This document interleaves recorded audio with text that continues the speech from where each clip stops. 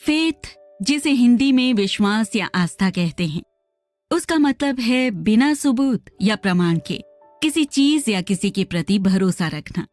ये एक गहरा और अनडाउटफुल विश्वास होता है जो किसी हायर पावर, खुद पर या यूनिवर्स पे रखे भरोसे को प्रेजेंट करती है।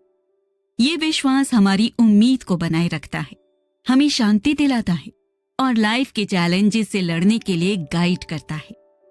फेथ कई रिलीजियस और स्पिरिचुअल प्रैक्टिसेस का एक अहम पहलू है, पर यह पर्सनल विश्वास या किसी विशेष रिजल्ट या प्रिंसिपल को भी दर्शाता है। जोसेफ मर्फी की लिखी हुई self help book magic of faith में विश्वास की शक्ति और इसका हमारे जीवन पर कैसा प्रभाव पड़ता है, इस पर गहराई से चर्चा की गई है। इस बुक का मेन आइडिया है कि विश्वास की इस शक्ति का इस्तेमाल करके एक पर्सन अपनी सिचुएशन को बदल सकता है और अपने लक्ष्य को हासिल कर सकता है।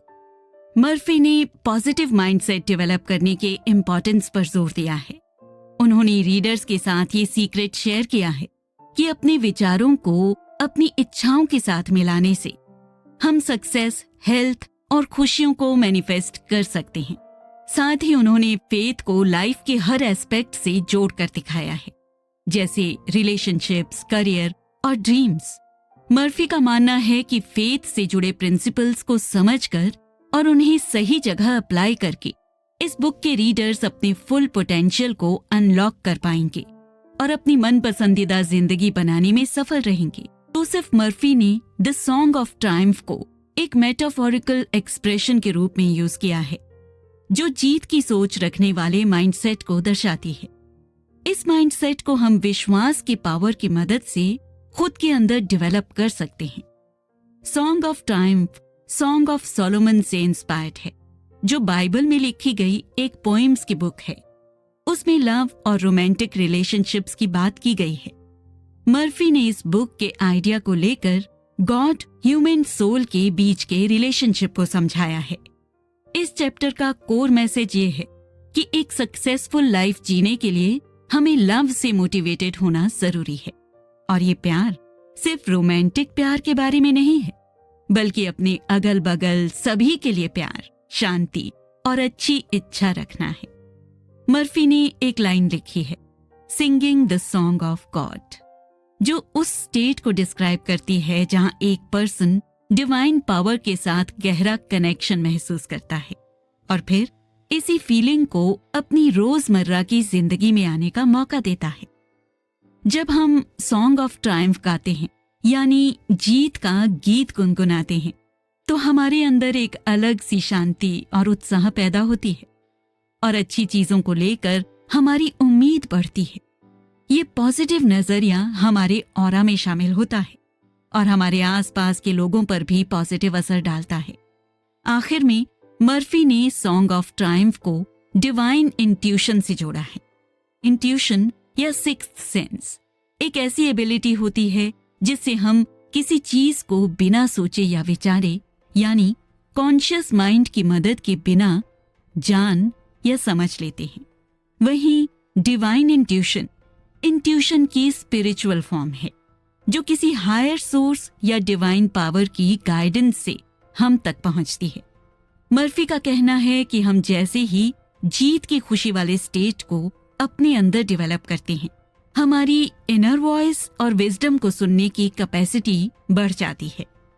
मर्फी ने चैप्टर को इस सीन पर खत्म किया है कि ऐसा करने से मानो हमारी लाइफ में फूल खिलने लगते हैं, यानी हमारे डिजायर्स पूरे होकर हमारे सामने रियलिटी का शेप लेते हैं और तब हम असली जीत की खुशी मनाते हैं। ऐसा माना जाता है कि भगवान हर जगह मौजूद है, एक ऐसी शक्ति जो हमारे अंदर होने के साथ साथ हमारे चारों तरफ है। उनके इस प्रेजेंस को एक्सेप्ट करने से हम अपनी लाइफ को बदल सकते हैं। इस चैप्टर में बाइबल में लिखे साम 139 को रेफर किया गया है, जिसके मुताबिक आप जहां भी जाओगे भगवान आपको वहां मिलेंगे, और साथ ही भगवान से कुछ नहीं छिप सका है और ना सकता है। वो हमारे सबसे डीप थॉट्स और डिजायर्स भी जानते हैं, और उनके साथ ये कनेक्शन ही हमारे लिए कांस्टेंट स्ट्रेंथ और गाइडेंस का सोर्स बनता है। ये चीज हमारे मन में शांति और उम्मीद बनाए रखने के साथ साथ भगवान के प्रति एक डर भी पैदा करती है। पर हाँ, हमें बुद्धि का इस्तेमाल करके ये बात नहीं माननी है, बल्कि गहरे रूप से भगवान की प्रेजेंस की फीलिंग को अपने अंदर जगाना है। इसके लिए हमें इस एफर्मेशन को रोज दोहराना होगा। मैं आत्मा हूं। मैं आत्मा के रूप में सोचता हूं, देखता हूं, महसूस करता हूं और आत्मा के रूप में जीता हूं। मेरी यह आत्मा ईश्वर की आत्मा से जुड़ी हुई है। हम सब एक हैं। इस प्रैक्टिस से लोगों के कॉन्शियस में गहरा बदलाव आता है, जिससे वो अपने अंदर की स्पिरिचुअल रिसोर्सेज का इस्तेमाल कर सकते हैं। हम जैसे ही भगवान के होने वाली बात को मानना शुरू करते हैं, हमारे अंदर पड़े सारे नेगेटिव थॉट्स और डर अपनी ताकत लूज कर जाते हैं। मर्फी के अनुसार हमारे दिमाग में बैठा डाउट और डर ही हमें अपने डिजायर्स को पूरा करने से रोक कर रखता है। वहीं भगवान के प्रेजेंस को फील करने से हमारी माइंड में पीस और ट्रस्ट की फीलिंग जगह ले लेती है। पर ऐसी फीलिंग्स को बनाए रखने के लिए लगातार एफर्ट्स करने पड़ते हैं और ये वन टाइम एक्शन नहीं है। हम मेडिटेशन करके, रोजाना प्रेयर करके और अलग अलग रिलीजन के बुक्स को पढ़कर भगवान के प्रेजेंस को महसूस कर सकते हैं। दूसरों से प्यार और कंपैशन के साथ पेश आकर हम उनके अंदर भगवान के होने को पहचान देते हैं। हमारे भगवान के प्रिंसिपल्स और वैल्यूज से जुड़ी लाइफ जीनी चाहिए, जो सच्चाई, काइंडनेस और डाउन टू अर्थ एक्शन से भरी हुई हो।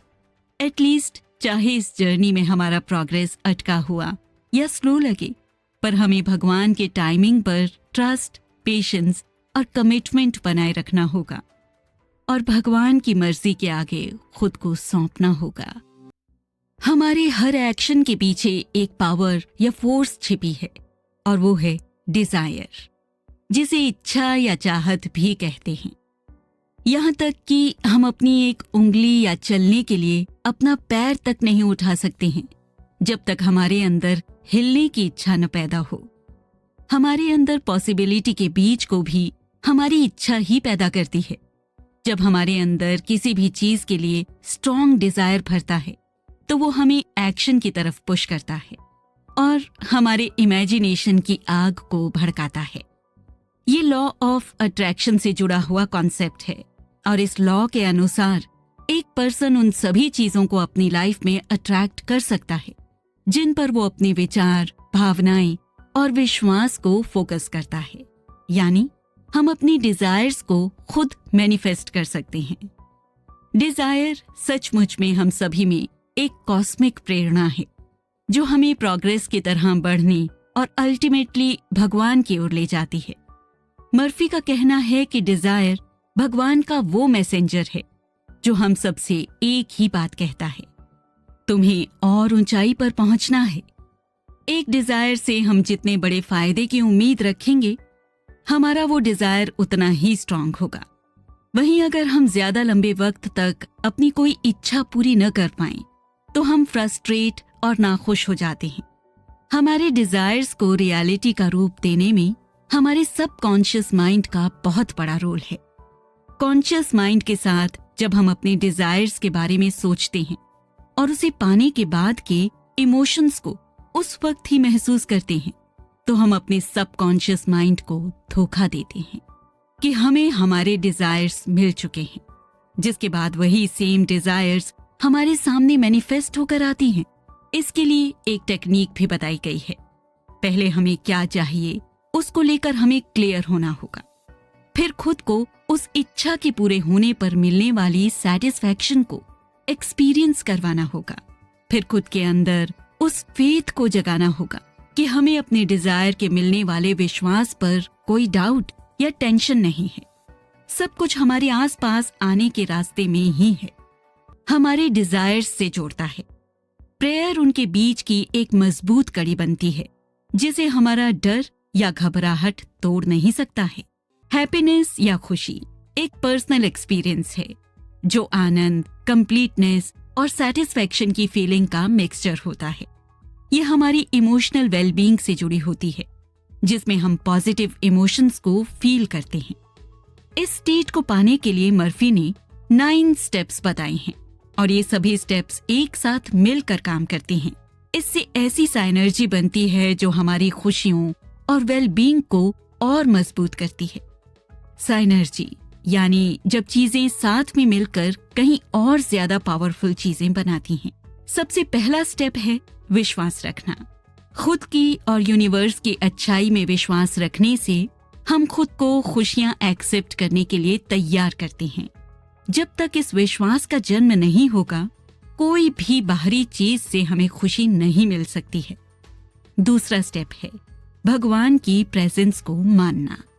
खुद से एक ऊंची पावर या यूनिवर्सल फोर्स को पहचानने से हमारे अंदर पीस और सिक्योरिटी की फीलिंग बढ़ती है, जो अल्टीमेटली हमारी खुशियों को बढ़ाती है। तीसरा स्टेप है अपने थॉट्स पर कंट्रोल करना।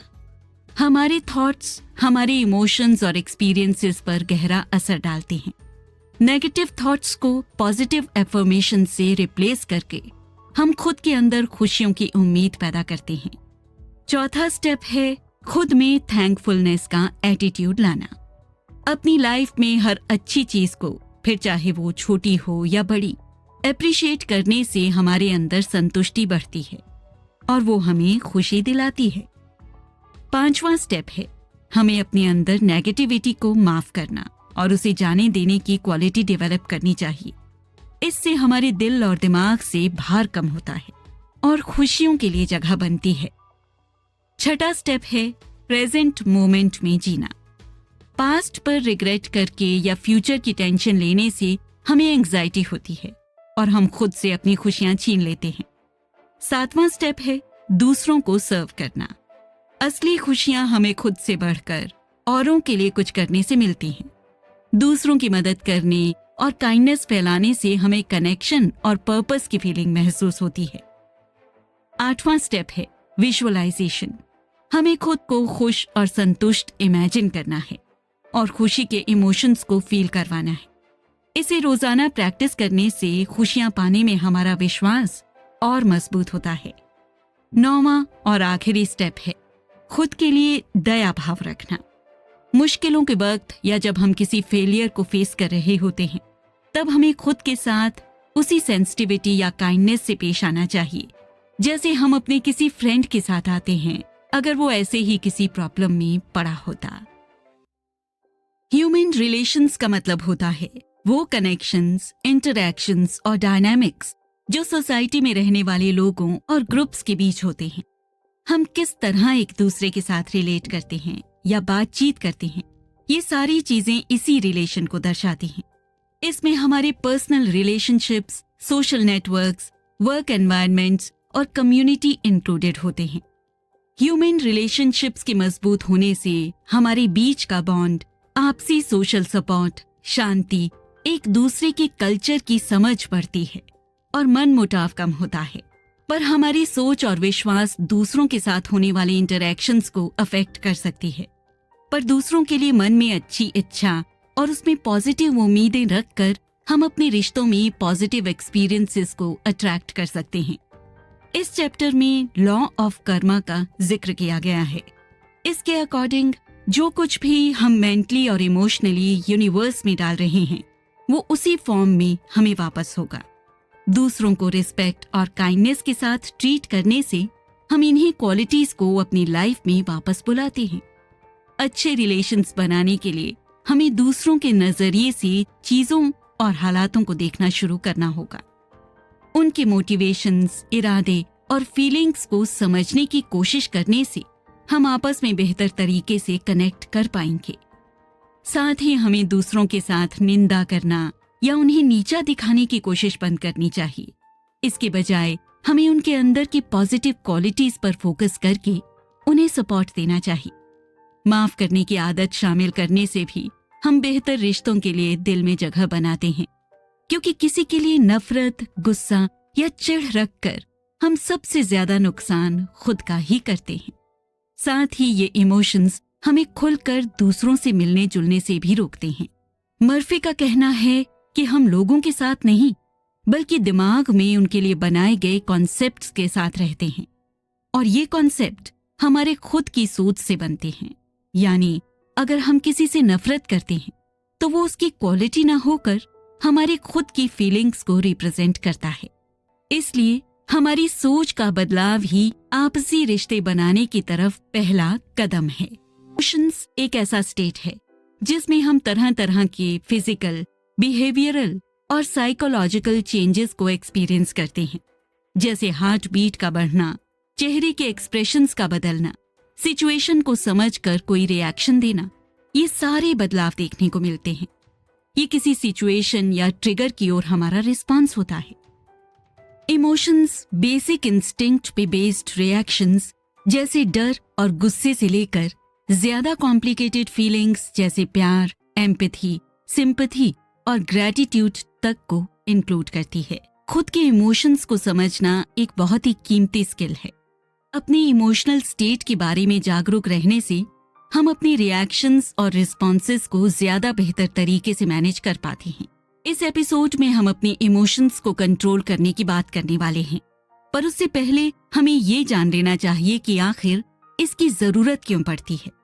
अपने इमोशंस पर कंट्रोल रखकर हम कोई भी इम्पल्सिव या ऊट पटांग फैसला लेने से बचते हैं, क्योंकि इमोशंस के भरने से हमारी सही गलत की पहचान करने की एबिलिटी कमजोर हो जाती है। साथ ही अनकंट्रोल्ड इमोशंस की वजह से हमारे रिश्तों पर भी असर पड़ता है, क्योंकि हम खुलकर एक दूसरे से बातचीत नहीं कर पाते हैं। अब इमोशंस को कंट्रोल करने के लिए कुछ तकनीक बताई गई हैं, जैसे सबसे पहले अपने इमोशंस को पहचानना सीखना। हम कैसा महसूस कर रहे हैं और हमारे दिमाग में कैसे ख्याल आ रहे हैं या हमारी बॉडी में कैसे सेंसेशंस हो रहे हैं, इन पर ध्यान देना होगा। फिर ऐसे सिचुएशंस, लोगों या ख्यालों को पहचानना होगा जो हमारी स्ट्रॉन्ग इमोशंस को बाहर लाते हैं, यानी उन्हें ट्रिगर करते हैं। इससे हम अपने रिएक्शंस पर कंट्रोल पा सकते हैं। जब कभी हम स्ट्रॉन्ग इमोशंस को फेस कर रहे हों तो हमें कुछ पल के लिए ब्रेक लेकर एक गहरी सांस लेनी चाहिए। गहरी सांस लेने से हमारे बॉडी के रिलैक्सेशन रिस्पॉन्सेस एक्टिवेट होते हैं और हमारा नर्वस सिस्टम भी शांत होता है। इसके अलावा हमें अपने इमोशंस को सही तरीके से एक्सप्रेस करना भी आना चाहिए, जैसे किसी ट्रस्टेड फ्रेंड से बात करना या डायरी में अपनी फीलिंग्स को लिखना।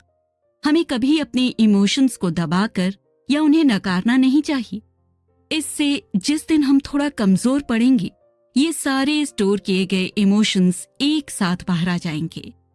साथ ही मर्फी ने रिलैक्स होने के कुछ टेक्निक्स बताए हैं, जैसे मेडिटेशन, म्यूजिक सुनना या डेली योगा करना।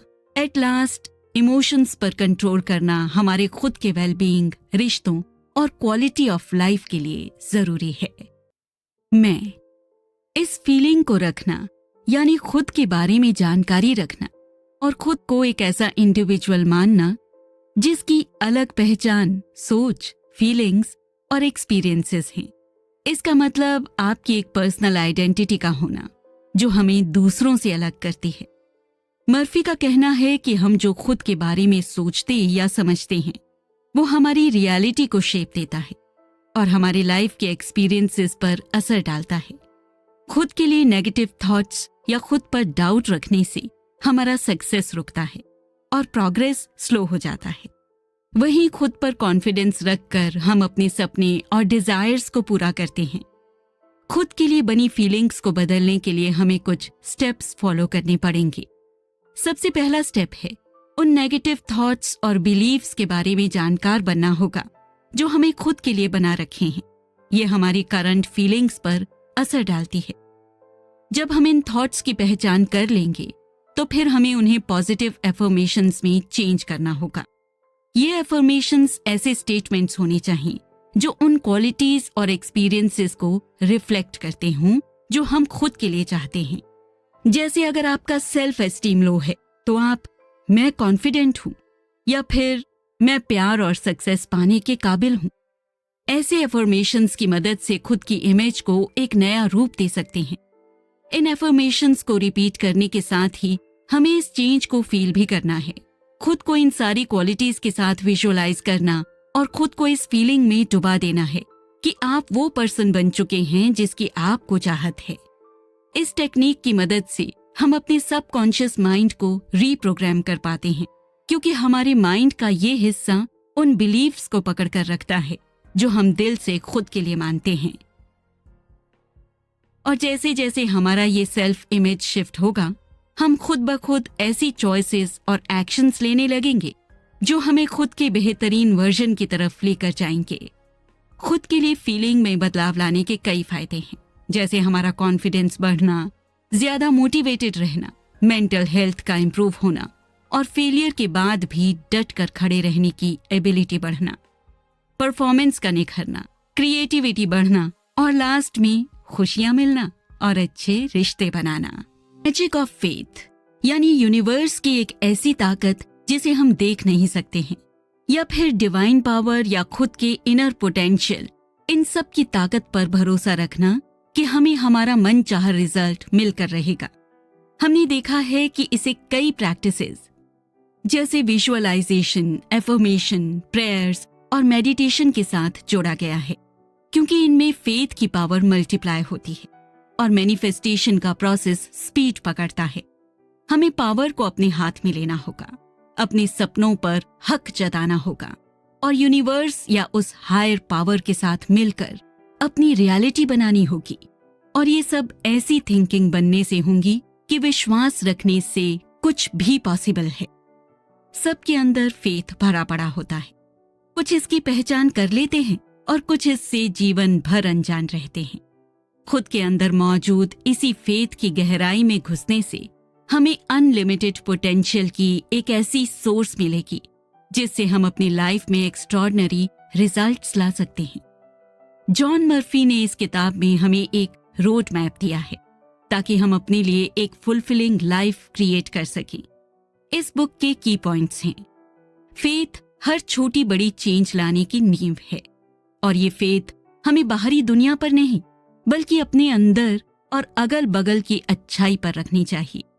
हमारे थॉट्स के पास ऐसी पावर है जो हमारी रियलिटी बदल सकती है। इसे हमारे हिसाब से शेप देने के लिए हमें अपने कॉन्शियस माइंड के साथ ही साथ सबकॉन्शियस माइंड पर भी कंट्रोल पाना होगा, क्योंकि हमारा सबकॉन्शियस माइंड ही हमारी लाइफ के हर पहलू पर असर डालता है। वहीं खुशियां एक चॉइस है जिसे हम अपनी मर्जी से बढ़ा घटा सकते हैं। इन्हें कभी अपनी मंजिल नहीं बनानी चाहिए, क्योंकि ये हमारे माइंड का मात्र एक स्टेट है जो सिचुएशन के हिसाब से बदलता रहता है। और आखिर में मर्फी ने इस बात पर जोर डाला है कि हमें अपनी वेलबींग और कामयाबी की जिम्मेदारी खुद लेनी चाहिए। और ये नहीं भूलना चाहिए कि ये बुक एक मैजिक पिल नहीं है जिसे पढ़कर अचानक से हमारे अगल बगल सब कुछ बदल जाएगा, बल्कि ये एक गाइड है जिसे हर इंसान अपनी सुविधा और हालात के मुताबिक अप्लाई कर सकता है।